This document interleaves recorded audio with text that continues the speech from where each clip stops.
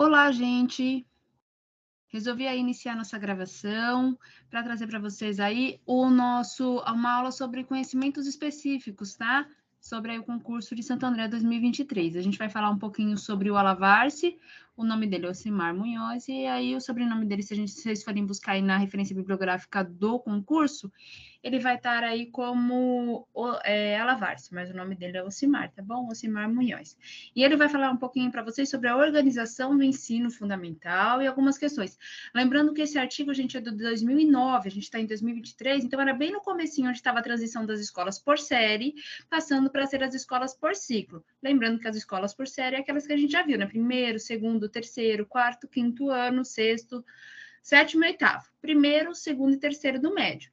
Agora, a escola organizada por ciclos, nós temos o ciclo inicial, que é o primeiro, o segundo e o terceiro, o ciclo inicial final, que são os quartos e quintos, aí nós temos o fundamental 2, que vai do sexto ao nono, e nós temos aí o médio do primeiro ao terceiro, tá? Eu trouxe um pouquinho da biografia dele, porque eu gosto de falar de gente, eu adoro porque ele tá vivo, detesto falar sobre gente que já morreu. Por quê? Porque é difícil de achar vídeo, né? Eu gosto de pegar as referências da própria pessoa falando sobre a sua tese. Então, quando tá vivo, fica mais fácil. Então, eu não vou falar a graduação dele inteira, mas só a primeira ali, né? Que é licenciado em Pedagogia pela Universidade Federal de São Carlos. Mas ele é historiador, ele é pesquisador e ele é professor da USP atualmente, tá? Ele tem um programa que ele faz, ele aparece bastante na Univesp, tá? Em alguns canais da USP também ele aparece bastante falando um pouquinho sobre a questão de avaliação. Ele traz bastante essa questão e essa discussão sobre instrumentos avaliativos na educação. Mas o artigo dele vai trazer algumas questões sobre a organização do ensino fundamental em ciclos, ok? Ele traz algumas palavrinhas-chave. Lembrando que tudo que eu disser está lá no artigo, tá, gente? Nunca sou eu que estou falando, porque o que eu estou falando, o concurso não é interesse. O concurso, mesmo que você discorde, você está lendo alguma questão e você discorda dessa questão, você tem que entender o que o autor está falando, o que a banca quer saber. Se você domina o que o autor está dizendo, tá bom? Então é sempre importante aí separar, porque às vezes a gente lê alguma coisa que a gente fala, nossa, para mim isso não faz sentido nenhum. Mas para o pesquisador faz, e é isso que o concurso quer saber, o que o pesquisador está falando, tá bom? E aí ele vai falar um pouquinho, vai trazer um pouquinho sobre as questões sobre escola seriada, que foi a que eu já falei, as escolas por série, primeiro, segundo, terceiro, quarto, quinto ano. Vai falar dessa tensão que ocorreu, por quê? Porque todo mundo falava, então se tivesse a organização por ciclos, ninguém vai mais repetir de ano, nós vamos ter a promoção automática. Por quê? Porque nas séries, o que promovia o aluno de uma série para outra era o quê? A prova. Fazia a prova uma vez, no final de cada semestre, de cada bimestre, passou, houve a recuperação, se passou ou se reprovou aquela matéria, tá bom? Então, era assim que funcionava pelas séries. Lembrando que até o momento não se tinha um modelo, tá? De ciclos para seguir no Brasil. Então, eles não tinham indicativo se ia realmente qualificar a educação. Porque qual que era o principal problema das séries, pessoal? A questão da evasão escolar, né? Tinha muita gente, muitas pessoas que não concluíam o fundamental, tá? Então, qual que era? A questão de organização por ciclos, ela vem nesse embate de buscar soluções para uma nova organização de educação que desse conta dessa evasão escolar, tá? Para dar um salto mais qualitativo, para qualificar um pouquinho mais a educação no Brasil. E aí ele fala que potencializa democratização no ensino, ou seja, o que ele faz? Ele não efetiva, não dá conta de todo a questão democrática que caberia dentro da escola, mas ele já dá um pontapé, ele já dá aí uma questão que fala assim, bom, há uma possibilidade de haver conversas, né, buscando aí melhores soluções, buscando o que as pessoas pensam, isso é a democratização. Lembrando que eu vi algumas questões, pessoal, de concurso público do Alavarce, e o que mais eu vi sobre a questão de quando vai colocar as questões sobre ciclos e séries, é mais sobre a questão de métodos avaliativos, tá bom? E eu vou trazer duas questões para vocês, só para a gente dar uma analisada, mais ou menos aí, para vocês entenderem do que eu estou falando.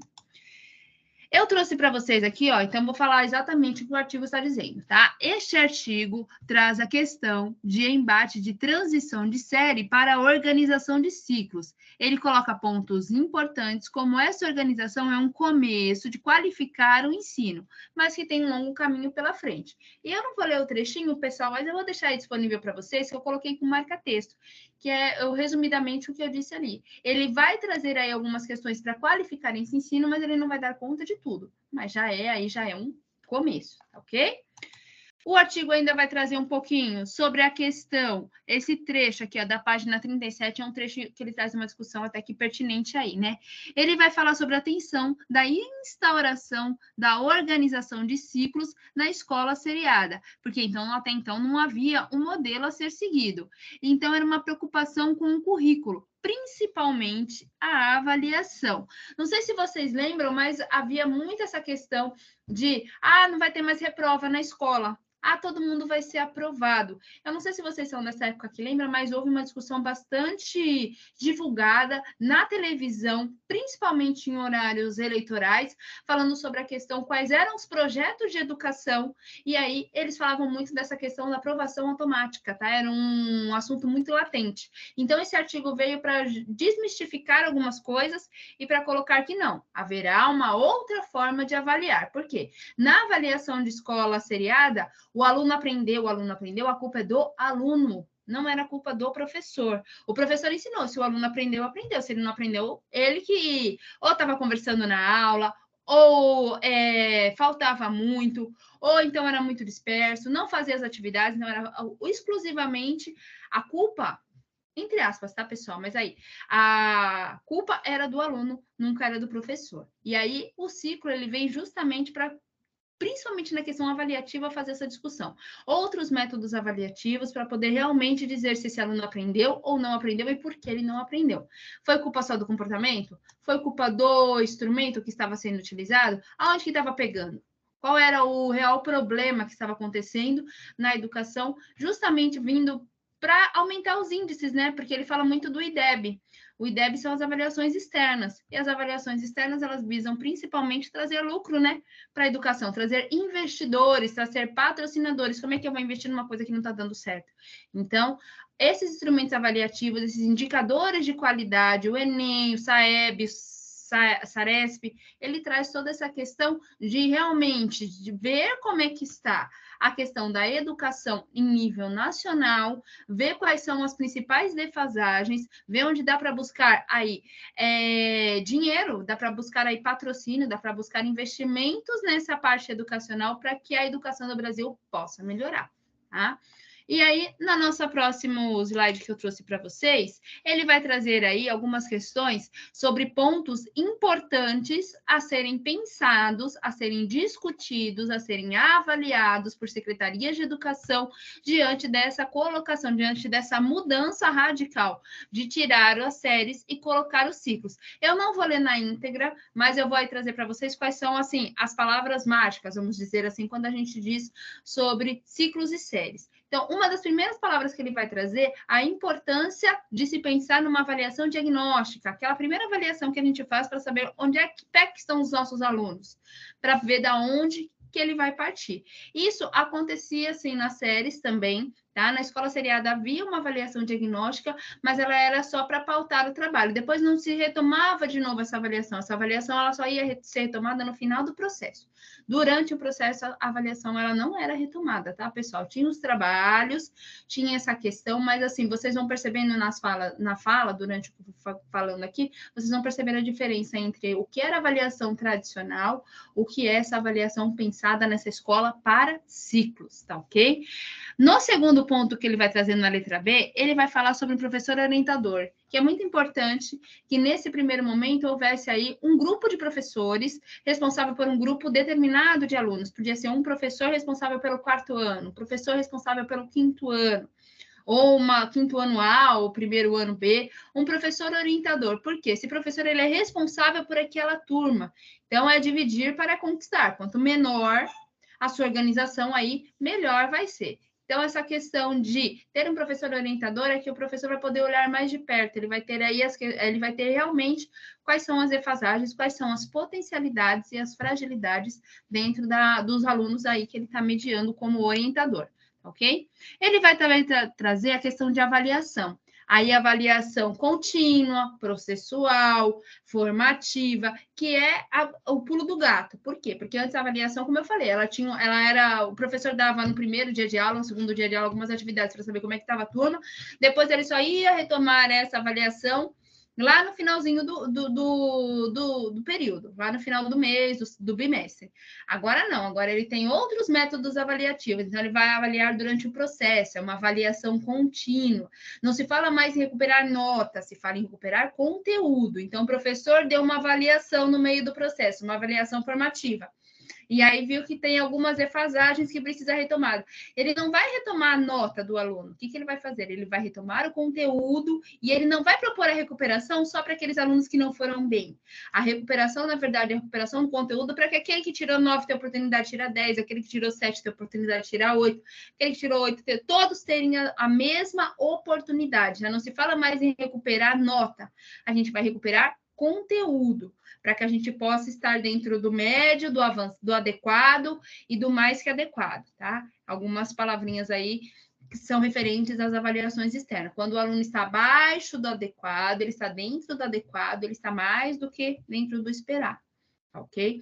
Então, é uma outra forma de rever essas questões avaliativas. E essa nova forma de rever essas questões avaliativas, ela traz também outro ponto muito importante que ele discute também, a corresponsabilização. Por quê? Porque antes era só culpa do aluno. Questão de comportamento, então, esquece, o comportamento era uma nota. Se a criança se comportasse mal, tinha uma nota baixa de comportamento. Hoje já não se fala mais disso. E tudo isso começou com essa discussão em 2009, esses pontos que o Ocimar veio levantando, de corresponsabilizar. Poxa, eu dei uma avaliação e mais da metade da sala não foi bem. É culpa realmente do aluno? Ou será que é culpa minha? Será que eu organizei essa forma avaliativa? A forma como eu elaborei as perguntas era a forma mais correta? Será que eu consegui atingir todos os meus alunos? Será que eles compreenderam o que eu estava dizendo? Então, ele corresponsabiliza o professor também de avaliar como é que está sendo as suas provas, como é que está sendo as suas avaliações, para que ele possa também melhorar, para que ele possa dar conta de não ter essa evasão escolar, de não ter essa defasagem, de o aluno não mais se sentir excluído. Bom, que essa era a principal questão aí, para qualificar um pouquinho mais o ensino. Ele vai trazer também aí, durante essa discussão, outro ponto importante, ele vai falar sobre a organização em subgrupos, tá? Nas séries, tinha até subgrupos, mas eram bem escassos, eram atividades pontuais. Agora não, ele já fala de subgrupos como sendo algo normal, algo habitual. Duplas produtivas, a gente pega pessoas com saberes parecidos, para que um aluno possa ajudar com o outro, talvez o aluno, um explicando para o outro, haja um melhor entendimento. Então, o professor já não sabe tudo, né? Ele já não é o detentor de saber, ele sabe tudo e o aluno não sabe nada. Não, ele está dividindo essa questão de responsabilidade do seu percurso acadêmico com o aluno. Ele está aí valorizando a autonomia, valorizando o protagonismo do aluno. Desde 2009, ele vem levantando essas questões que são discutidas aí até hoje nas nossas formações em educação. Ele vai falar de salas temáticas, porque quando começou o ciclo, não sei se vocês lembram, mas como é que acontecia? Era os alunos que mudavam de sala, o professor ficava na sala, o professor de português organizava a sua sala, dava a sua aula de 50 minutos, dava os horários, os alunos saíam e os professores ficavam. Porque o que acontecia nas séries? O professor ficava que nem doido, correndo de uma sala para outra. Agora, mas não, agora ele estava propondo lá no comecinho dessa organização, e realmente isso aconteceu, que houve as salas temáticas, onde o professor ficava dentro de sala e quem trocava de sala eram os alunos. Ele vai falar também sobre cotejamento. Cotejamento, pessoal, é a mesma coisa que comparação. Então, ele vai trazer aí essa questão de discussão de comparar os indicadores de qualidade. Os indicadores de qualidade a nível nacional, para colocar os indicadores a nível regional. Por quê?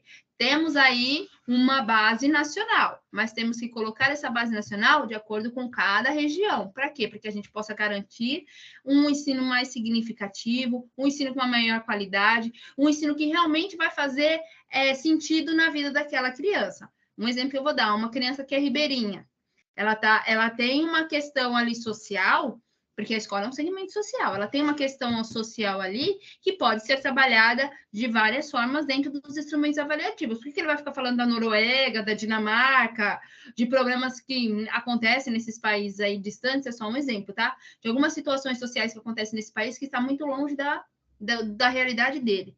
Então, quando ele fala desse cotejamento, dessa comparação, é de trazer esses indicadores nacionais para dentro das suas regiões, para garantir essas especificidades de cada lugar, para que a aula e os instrumentos avaliativos eles sejam mais significativos, tá ok? É isso que ele vai trazendo aí. Então, são palavrinhas-chave, se aparecer aí durante as provas do concurso, é isso que ele quer dizer. Eu vou colocar para vocês aqui agora uma questão que ele traz, tá? Essa é uma questão que eu tirei de concurso público com essa temática que o Ocimar vem trazendo. Pode ser que na prova apareça assim para vocês. Segundo a Lavarce, a questão sobre a organização do ciclo fundamental, dos ciclos seriados para a organização de séries para os ciclos no ensino fundamental, ela se deu de tal forma. Pode ser que ele nem fale no nome do Alavarce, pode ser que ele vá direto para a questão. Mas aí, como você estudou, você já sabe que é o que ele está falando, é sobre realmente o que estava ali no conteúdo, tá? Então, vou dar uma lidinha para vocês, para a gente poder entender como é que algumas questões possam aparecer aí no concurso de vocês, tá bom? Então, vamos lá. O sistema de ciclo de formação continuada incorpora a formação global dos alunos, partindo do pressuposto da diversidade no processo educativo. No entanto, ou mesmo não existindo a reprovação, a exclusão pode ser percebida no processo de... Então, o que ele está colocando aqui? Que apesar dos ciclos, eles terem aí a sua organização de não ter uma reprovação, como estava acostumada com as séries, a exclusão, ela acontece. Ele está perguntando como é que essa exclusão se dá dentro desse processo de ciclos. Então, ele está falando assim, a exclusão se dá, letra A, pela retenção dos alunos nos agrupamentos, que inviabiliza seu fluxo sem melhorar sua aprendizagem com medidas de apoio, assim eles são excluídos do convívio dos colegas e dos demais na faixa etária. O que ele está colocando? Ele está colocando que a retenção é por conta dos agrupamentos. Isso não acontece. A exclusão desse aluno não acontece por meio de retenção em agrupamentos. Letra C, ele está falando que essa exclusão acontece por meio pedagógico, resultante de um sistema de avaliação tradicional, pois o mesmo, não havendo a reprovação administrativa, permanece a prática de avaliação quantitativa. Não, os ciclos ele fala de avaliação qualitativa. Então, a organização pedagógica não vai fazer a exclusão desse aluno, não é por meio dos professores que a exclusão desse aluno vai acontecer dentro dos ciclos. Letra D, está falando que a promoção pedagógica por meio de avaliação seletiva que mantém os alunos em agrupamentos do mesmo nível, de acordo com como é previsto pelo sistema de ciclos. Então, não é assim que funciona, porque quando a gente tem lá as duplas produtivas, onde eles têm conhecimentos parecidos, isso acontece sim uma promoção. Quando o aluno tem o domínio daquele conteúdo, o professor tem condições sim de avaliar e de poder aí avançar. Não é por isso que ele é excluído, não. É a letra B, ó. O afastamento que se tornou diferente e foi estendido no tempo. A escola habitada permanentemente por alunos que são excluídos por não conseguirem o mesmo desempenho dos demais do grupo. Então, assim, o próprio aluno, então essa exclusão, ela acontece quando o próprio aluno não se sente pertencente daquele grupo. Então, a evasão escolar, muitas vezes dentro do ciclo, acontece que o aluno não se sente pertencente daquele grupo, então ele acaba se afastando da escola e ficando aí com os seus iguais, tá ok? Então, o que melhor responde a questão é a letra B.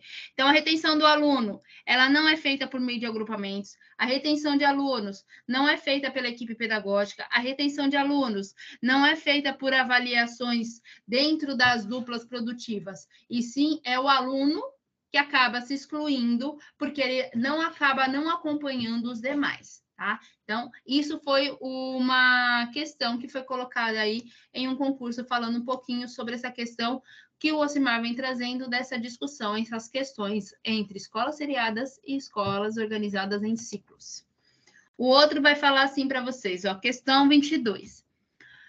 A lógica da avaliação não é independente da lógica da escola.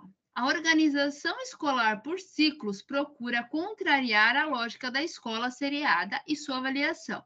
Nessa perspectiva, a avaliação é concebida como? Então, como é pensada a avaliação dentro do método de ciclos? Ela é pensada como critério de promoção, julgamento de resultados, controle de ações do aluno? Não. Ela é medida classificatória e de efetivação do comportamento esperado? Não.